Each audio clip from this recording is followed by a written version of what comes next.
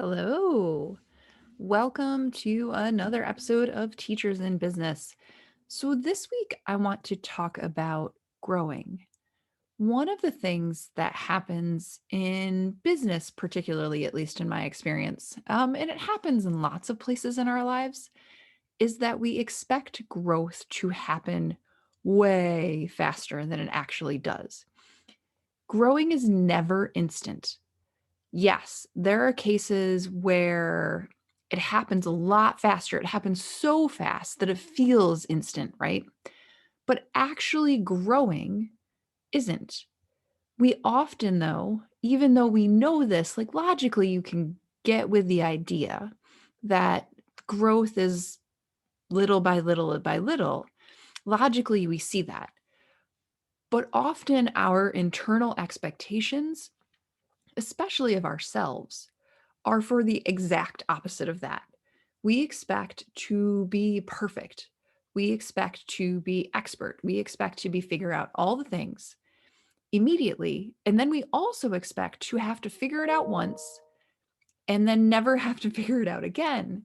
And that's just not how any of this goes, right? We grow incrementally rather than immediately. So this week, we're going to talk about for just a couple of minutes, this might be a short one, is the idea of embracing an approach to growth that I think of as incremental expansion in your business, in your mindset, in your life, everywhere. And I think that embracing this approach to growing will save you hours upon hours of time because you're not going to be nearly as frustrated if you think about yourself growing 1% at a time as you might be if you expect to go from 0 to 100% today. So, what I really want to talk about today is all the examples and the stories where incremental expansion is true. But what I start with is what actually I think incremental expansion means. So for me, I think about it like a box or even like two hash marks on a line, right? They're really close together. And if you imagine standing in between those hash marks, right? If we had a line that went from 0 to 100, my job at any given moment is to stand in between those hash marks and slowly push them wider and wider, a little bit at a time, a little bit at a time, a little bit at a time. What I'm not going to do is be able to just like use my superhero Hulk strength and slam them to either end. But what you do is you get stronger and stronger and you push and you push. You can almost think of it like imagine a box and you're standing in a little box, maybe the size of what you'd get a pair of earrings in, right? You're standing in this little box, and your job is to push the walls and slowly make a box that would fit a bracelet, and then push the walls and slowly make a box that would fit a necklace, and then push the walls and slowly make a box that would fit a pair of shoes. But you don't go from the box that held the earrings to the box that holds a bookshelf in one step. And we just try to hop over all those steps because we think we should be able to.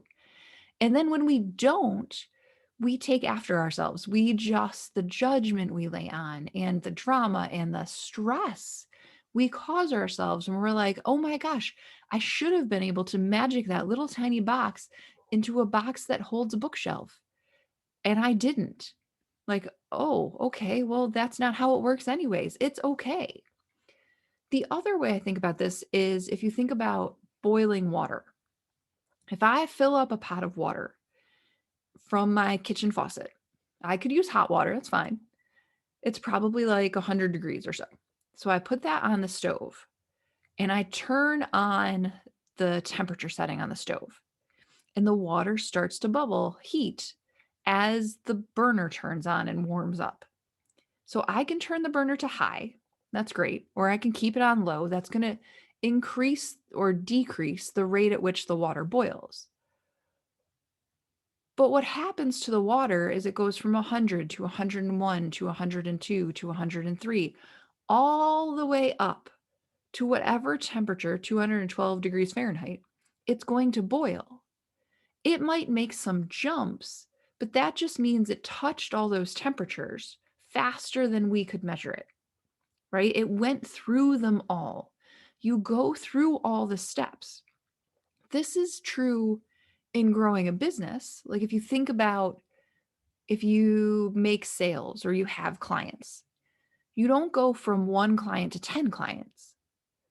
You go from one client to two clients to three clients to get to 10. You have to have nine before you get the 10th one. And yes, maybe they showed up all on the same day. Maybe all those sales came in at the same time. But as you count them, you're counting them, you have each of them occur. You don't go from one and then you just magically are at 10. There were things in between. This also happened in a classroom. And I think the classroom, the teaching version of this is really instructive for how it goes in business. When you were first, imagine the first time you taught. I can remember standing in my first classroom and like I knew a lot, but I didn't know anything at all. I thought I knew a lot. And I made a lot of mistakes. I tried things with kids. I experimented. I had discipline go right and I had discipline go horribly wrong. I can remember like third week at school saying to my then boyfriend, now husband, that I ran out of corners that day. Like I had five kids who needed to be put into corners and I had only had four corners in my room. What happens is in teaching, in some sort of craft like teaching, is that the first year you like try all the things. In the second year, you know a little bit more about what works and what doesn't work. And you still try all the things, and some of it works and some of it fails miserably again. In the third year, you just get that much more expert, right? This is much more like business. The difference is in business, in teaching, I think we at least have a sense, even though it's frustrating, we have a sense that we like develop a craft over time. Business is the same, except you're coming in at sort of a higher starting point because you have some of the skills you already need. So you're not starting fresh. We've talked about this before, but you are starting somewhere and there is craft to be learned. And the thing is, in your classroom, you taught something or you had somebody do something in discipline and you thought, like, oh, I shouldn't have let that happen. Does that mean you never let it happen again? Of course not. Like there are times even with my kids where one of them will say something and I'll think like, oops, shouldn't have let that happen. And I should have known better. But it's okay. We go like, oh, okay, I had to learn that again. And we move on. In business, what happens is at this point, we beat ourselves up. Like I have something that I was doing recently, and I was judging myself really harshly for it. And I didn't even know it until a friend, a colleague, stopped me and said, what's really hurting you right now is you thinking you should have figured it out the first time and you would have it forever. And all I could think was like, oh, yeah, learning takes multiple tries. But for whatever reason, when we get out into this business world, and a lot of it is the input that comes at us. For whatever reason, we get out into this business world and we think like it should work right. The first time I should put a post out into the universe, I should get a client the next day. This is how it's supposed to work. And then when it doesn't, it's like, oh no, I did it wrong. I failed. When in fact, what's really going on is you're just getting 2% better, 1% better, 3% better every time you try it. And if every time you put out a post, you got 2% or 3% better, well, it's not really that many posts between you and one that's stellar.